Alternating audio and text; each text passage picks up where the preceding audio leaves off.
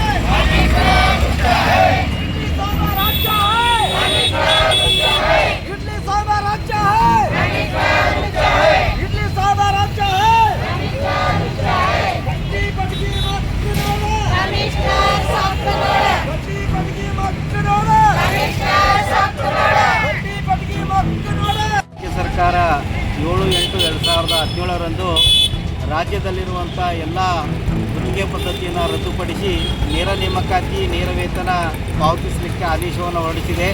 ಈಗಾಗಲೇ ರಾಜ್ಯದ ಎಲ್ಲ ಮಹಾನಗರ ಪಾಲಿಕೆ, ನಗರಸಭೆ, ಪುರಸಭೆಗಳಲ್ಲಿ ನೇರ ವೇತನ, ನೇರ ನೇಮಕಾತಿ ಅನುಷ್ಠಾನಗೊಂಡಿದೆ. ಆದರೆ 8 ವರ್ಷಗಳು ಕಳೆದರೂ ಕೂಡ ಹುಬ್ಬಳ್ಳಿ ಧಾರವಾಡ ಮಹಾನಗರ ಪಾಲಿಕೆಯಲ್ಲಿ ನೇರ ನೇಮಕಾತಿ, ನೇರ ವೇತನ ಆಗಿಲ್ಲ. ಈಗಾಗಲೇ ಸರ್ಕಾರ 4 ನೇಮಕಾತಿ ಅಧಿಸೂಚನೆಗಳನ್ನು ಹೊರಡಿಸಿದೆ. ಹಾಗಾಗಿ 870 ಪೌರ ಕಾರ್ಮಿಕರನ್ನು ನೇರ ನೇಮಕಾತಿ ಮಾಡಿಕೊಳ್ಳಬೇಕು. ಪಾಲಿಕೆಯ ಟರಾವಿನನ್ವಯ 799 ಗುತ್ತಿಗೆ ಪೌರ ಕಾರ್ಮಿಕರಿಗೆ ನೇರ ವೇತನ ಪಾವತಿ ಮಾಡಬೇಕು ಅನ್ನೋ ಜೊತೆಗೆ ವಿವಿಧ ಹಕ್ಕೊತ್ತಾಯಗಳನ್ನು ಈಡೇರಿಸಲು ಆಗ್ರಹಿಸಿ ನಾವು ಇಂದು ಬೆಳಗ್ಗೆ 11 ಗಂಟೆಯಿಂದ ಅನಿರ್ದಿಷ್ಟ ಹೋರಾಟ ಧರಣಿ ಸತ್ಯಾಗ್ರಹ, ಆಮರಣ ಉಪವಾಸ ಹೋರಾಟವನ್ನು ಹಮ್ಮಿಕೊಂಡಿದ್ದೀವಿ.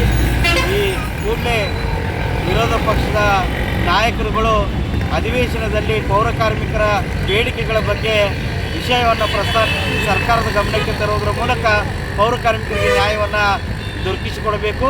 ತಪ್ಪಿದಲ್ಲಿ ನಾವು ಉಗ್ರವಾದಂಥ ಹೋರಾಟವನ್ನು ಸರ್ಕಾರ ಮತ್ತು ಜಿಲ್ಲಾಡಳಿತದ ವಿರುದ್ಧ ಮಾಡುವುದು ಅನಿವಾರ್ಯವಾಗುತ್ತದೆ ಅನ್ನುವಂಥ ಎಚ್ಚರಿಕೆಯನ್ನು ಈ ಮೂಲಕ ನೀಡಿ ಬಯಸ್ತಾ ಇದ್ದೀನಿ.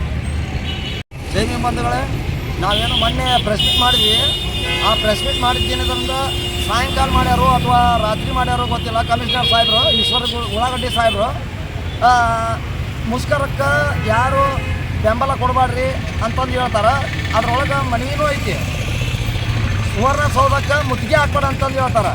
ಸುವರ್ಣಸೌಧಕ್ಕೆ ಮುತ್ತಿಗೆ ಹಾಕ್ಬೇಡ, ಸ್ಟ್ರೈಕ್ ಮಾಡಬೇಡ ಅನ್ನೋ ಬದಲಿ ನಮ್ಮ ಬೇಡಿಕೆಗಳು ಏನದಾವಲ್ಲ ಅವನ್ನ ಈಡೇರಿಸಿದ್ರೆ ನಾವು ಯಾಕೆ ಇಲ್ಲಿ ರೋಡ್ ಮೇಲೆ ಕುಂದಿರ್ತಿದ್ವಿ. ಇವತ್ತಿನ ದಿನಮಾನದಲ್ಲಿ ಕೆಲವೊಂದು ಪೌರ ಕಾರ್ಮಿಕರು ಕೆಲವೊಂದು ರಾಜಕೀಯ ವ್ಯಕ್ತಿ ಮನೆಗೆ ಹೋಗ್ಯಾರಂತ ಅರ್ಥ ಮಾಡ್ಕೋಬೇಕು. ಹರ್ ಹರ್ ಯಾರು ಹರ್ ಹರ್ ಅಂತಾರೆ. ಅದ್ರೊಳಗೆ ಪಾಲಿಕೆ ಆಯುಕ್ತರ ಈಶ್ವರ ಉಳ್ಳಾಗಡ್ಡಿ ಅವರ ಹರ್ ಹರ್ ಅಂತೀರಿ ನೀವು. ಹರ್ ಹರ್ ಅಂದ್ರೆ ಯಾರು? ಹರ್ ಹರ್ ಅಂದ್ರೆ ಯಾರು? ನಕಲಿ ಕಾರ್ಮಿಕರ? ಇಲ್ಲಿ ಕುಂತಾರ ಯಾರು? ಹಂಗಾರ ಕಾರ್ಮಿಕರಲ್ಲ. ಈಶ್ವರ ಉಳ್ಳಾಗಡ್ಡಿ ಸಾಹೇಬ್ರೆ, ಇಲ್ಲಿ ರೋಡ್ ಮೇಲೆ ಕುಂತೇವಿ. ಪೌರ ಕಾರ್ಮಿಕರು ಅರ್ಥ ಮಾಡ್ಕೋಬೇಕು ನೀವು.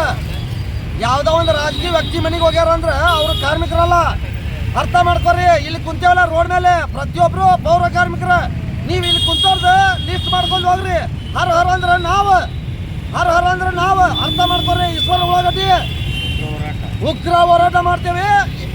ಹೆಚ್ಚಿನ ಸಂಖ್ಯೆಯಲ್ಲೇ ಬರ್ತೇವೆ. ಆನಂತರ ನಮ್ಮ ಮನೆಯವರನ್ನ ನಮ್ಮ ಮಕ್ಕಳನ್ನ ಎಲ್ಲ ಸಾಲಿ ಬಿಡಿಸಿ ಇಲ್ಲಿ ಕರ್ಕೊಂಡ್ಬರ್ಬೇಕಾಗ್ತೈತಿ. ಈಶ್ವರ ಉಳ್ಳಾಗಡ್ಡಿ ಸಾಹೇಬ್ರ ಅರ್ಥ ಮಾಡ್ಕೊರಿ. ಹರ್ ಹರ ಅಂದ್ರೆ ನಾವು, ಪೌರ ಕಾರ್ಮಿಕರು ನಾವು. ನೀವು ಹೇಳಿಕೆ ಕೊಡ್ತೀರಿ, ಸರ್ಕಾರ ಮಾಡ್ದಾಗ ಐತೆ ಅಂತೀರಿ. 8 ವರ್ಷ ಮಟ್ಟ ಎಷ್ಟು ಜನ ಸಾಯ್ಬೇಕು? ನಮ್ಮ ಜನ ಎಷ್ಟು ಜನ ಸಾಯ್ಬೇಕು? ಎಷ್ಟು ಜನ ರಿಟೈರ್ಮೆಂಟ್ ಆಗ್ಬೇಕು? ಮಾಡಿದ್ರೆ ಅವ್ರಿಗೆ ಅನುಕೂಲ ಆಕಿತ್ತು. LIC ಬಾಂಡ್ ಇಲ್ಲ, ಏನಿಲ್ಲ. ಅರ್ಥ ಮಾಡ್ಕೊರಿ. ಕಲ್ತೀರಿ ನೀವು, ನಾವು ಕಲ್ತಿಲ್ಲ. ನೀವು ಹರ್ ಹರ್ ಅಂತೀರಿ, ಏನೇನೋ ಕೇಳ್ತೀರಿ. ಹಂಗಾರೆ ನಮ್ಮ ಜನಕ್ಕೆ ಡಿಗ್ರಿ ಸರ್ಟಿಫಿಕೇಟ್ ಕೊಡಿಸಿಬಿಡ್ರಿಪ್ಪ ನೀವು. ರಾಜಕೀಯ ಮಾಡಕ್ಕೆ ಹೋಗ್ಬೇಡ್ರಿ, ರಾಜಕೀಯ ಮಾಡಕ್ಕೆ ಹೋಗ್ಬೇಡ್ರಿ. ಡಿಗ್ರಿ ಸರ್ಟಿಫಿಕೇಟ್ ಕೊಡ್ರಿ. ನಾವು ಈ ಕೆಲಸ ಬಿಟ್ಟು ಹೋಗ್ತೇವೆ. ಈ ಡಿಗ್ರಿ ಸರ್ಟಿಫಿಕೇಟ್ ಕೊಡ್ರಿ. ಡಿಗ್ರಿ ಸರ್ಟಿಫಿಕೇಟ್ ಕೊಡ್ಬೇಕಂದ್ರೆ ಅವ ಕಲ್ತಿರ್ಬೇಕು, ಎಕ್ಸಾಮ್ ಪಾಸ್ ಆಗಿರ್ಬೇಕು. ಅಂದ್ರೆ ಡಿಗ್ರಿ ಸರ್ಟಿಫಿಕೇಟ್ ಕೊಡ್ತೈತಿ ಶಿಕ್ಷಣ ಸಂಸ್ಥೆ ಅವ್ರು. ಅರ್ಥ ಮಾಡ್ಕೊರಿ. ಹಂಗೆ ಕೊಡಂಗಿಲ್ಲ. ನೀವೇನು ಕೊಡ್ತೀರಿ? ಇವರು ಕಾರ್ಮಿಕರು ಅಂತೀರಿ. ನಕಲಿ ಕಾರ್ಮಿಕರ ಅರ್ಥ ಮಾಡ್ಕೊರಿ. ಈಶ್ವರ ಉಳ್ಳಾಗಡ್ಡಿ ಅವ್ರ ಇಲ್ಲೇ ನಾವು ಮುಷ್ಕರ ಉಡೇವಿ. ನೀವು ದಯವಿಟ್ಟು ಬರ್ಬೇಕು. ನೀವು ಬಂದಿಲ್ಲ ಅಂದ್ರೆ ಕಾರ್ಪೊರೇಷನ್ಗೆ ಮುತ್ತಿಗೆ ಹಾಕ್ತೇವೆ. ಅರ್ಥ ಮಾಡ್ಕೊರಿ.